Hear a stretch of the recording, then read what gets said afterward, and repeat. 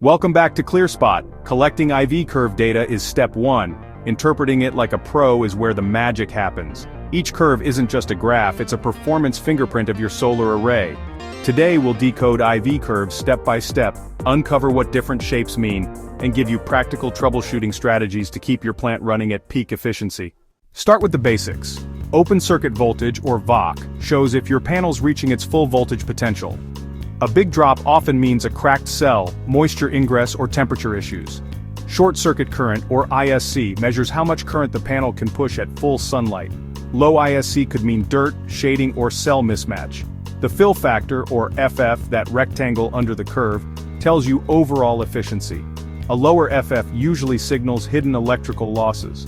Think of VOC and ISC as the boundaries, but FF as the health score. It's the quickest way to judge panel efficiency at a glance.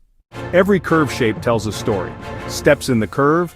That's usually a bypass diode kicking in, protecting the panel but costing you power. A rounded knee instead of a sharp bend? That's high series resistance, often from corroded connectors or loose wiring. A droopy vertical slope near ISC? That's high shunt resistance, possibly micro cracks or moisture damage. Learning to read these curves is like diagnosing an engine from its sound. You'll know immediately if something's wrong. Here are the most common IV curve fault signatures you'll see in the field. Soiling or shading. Curve drops in current while voltage remains stable. Potential induced degradation, or PID. Progressive sagging of VOC across modules. Hotspots or cell cracks. Localized curve flattening, often inconsistent across strings. Inverter mismatch, multiple curves shifted down together, pointing to DC-AC conversion issues. Knowing these signatures speeds up troubleshooting dramatically. What used to take hours on site now takes minutes. Okay, so here's the step-by-step pro workflow. First, benchmark the healthy curve. It's your reference point.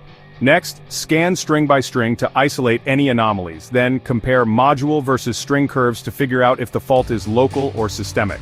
After that, cross-check with environmental data. Ask yourself, is the issue due to shading, temperature, or maybe something electrical? And don't forget to log your results in your monitoring software for trend analysis over time. This systematic approach really helps reduce false alarms and honestly, prevents a lot of wasted truck rolls. Here's a pro tip. Not every curve needs to be interpreted manually.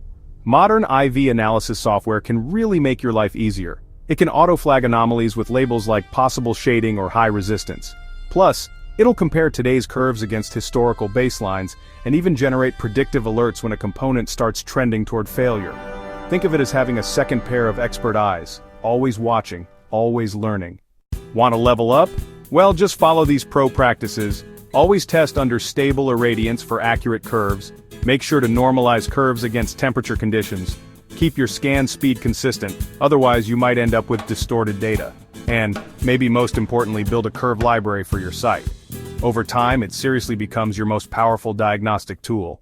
IV curves are more than just lines on a graph. They're honestly the heartbeat of your solar plant.